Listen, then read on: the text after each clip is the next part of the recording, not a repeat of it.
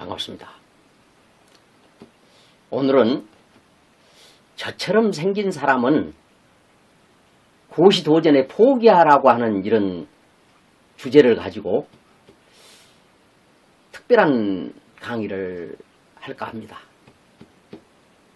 전국의 수많은 고시원에 수많은 우리 젊은이들이 고시에 도전하기 위해서 3수, 4수, 5수 그렇게 도전하면서 아까운 시간을 허비라고 하면 좀 결례되는 표현이 될까요?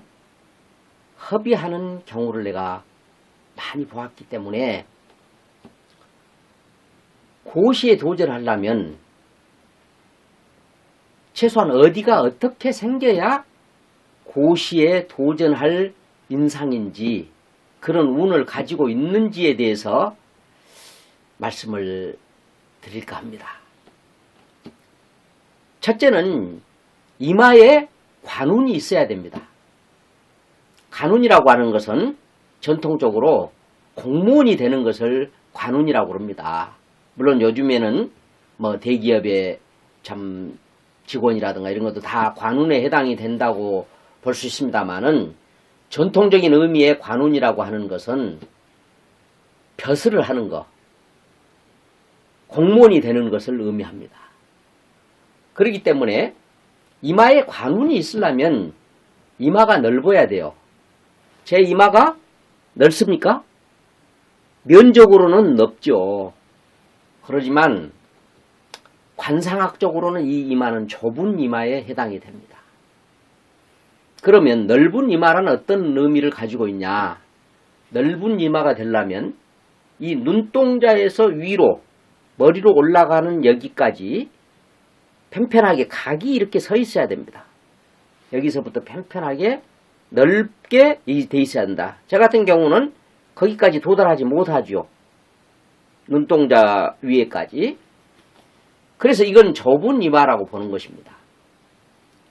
저도 한때는 사시에 도전을 하려고 했습니다.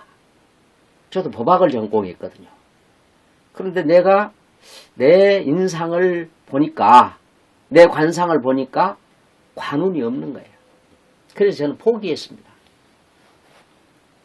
더 좋은 것은 눈동자 밖에, 요 바깥쪽 흰 자위 위까지 이렇게 각이 서서 이렇게 이마가 편편하게 넓어야 된다 하는 것을 제가 말씀을 드리고 싶습니다.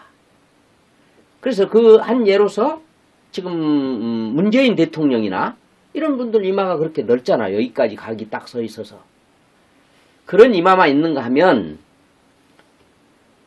전두환 대통령 그 이마는 둥글지 않습니까? 각이 져 있지 않고 둥글어요. 그런 이마가 전형적으로 관운이 있는 이마입니다. 둥글면서도 이 각이 어딘가가 이렇게 깎여 나갔다. 아마 둥근 모양으로 머리를, 이마를 조각을 한다면 거기에 그 어떤 살점이 뭔가 깎여 나간 듯한 그런 이마는 아니다는 거죠. 그게 충만해야 된다 하는 내용의 이야기를 먼저 첫 번째 관운이 있는 이마라고 얘기를 해드리고 싶습니다. 두 번째는 눈썹과 눈썹 사이에 이것을 미간이라고도 하고 인당이라고도 하고 명궁이라고도 하는데 이곳이 첫째 맑고 깨끗해야 됩니다. 그래서 옛 고서에는 명경 같아야 된다. 거울 같아야 된다. 그냥 옛날에 겨울은 이렇게 그 구리를 그냥 편편하게 해서 아주 잘 닦으면 구리에 얼굴이 비치는 거거든요. 그런 동경과 같은 구리 거울과 같이 맑고 깨끗해야 된다 하는 것을 이유로 달았고, 두 번째는 거기가 패인다든가 이지러지면 안 된다. 거기가 풍만해야 된다 하는 것을 얘기를 했습니다.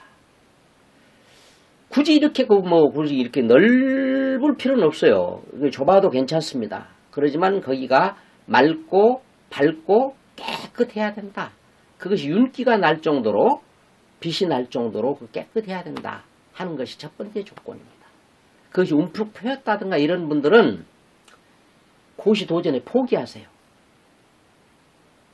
세 번째는 이 눈썹이 아주 청수해야 됩니다. 눈썹이 가지런하고 짙고 빛나야 된다. 근데 눈썹이 헝클어지고 어지러지고 그냥 그런 눈썹을 가지고는 고시에 도전하기 어렵습니다. 물론 눈썹이 행정직하고 또는 뭐 경찰이나 군인처럼 무관직하고 좀 다릅니다. 무관직일 경우에는 그렇게 그 붓으로 어떤 갈짓자를 그린 것처럼 이렇게 참 수려하고 깨끗하지 않아도 돼요. 무관은. 그렇지만 행정직 문관으로 지원을 했을 때는 도전을 했을 때는 눈썹이 참 붓으로 이렇게 그렸을 때 삐침 혈자처럼 가지런하고 깔끔해야 돼요. 그런 눈썹을 가지고 있어야 됩니다. 그 다음에 가장 중요한 건데 눈이 첫째는 밝고 힘이 있어야 돼요. 그 눈에 어떤가 그 의지가 강함, 어떤 것들을 도전하는데 강한 의지가 보이는 그런 눈빛, 그리고 눈이 밝고 맑고 깨끗하다고 하는 것은 그 사람의 그 머리가 남들에 비해서 그렇게 총명하고 아주 좋다는 그런 의미를 담고 있습니다.